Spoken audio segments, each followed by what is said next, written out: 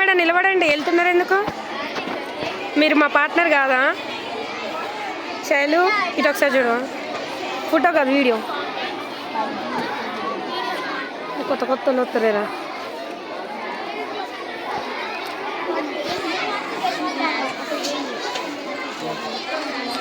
ఏంద్రా మక్స్, నీ ప్రాజెక్ట్ ఎక్కడుంది? నువ్వు ఎక్కడున్నావు? Go to your project work. Teju, Harika.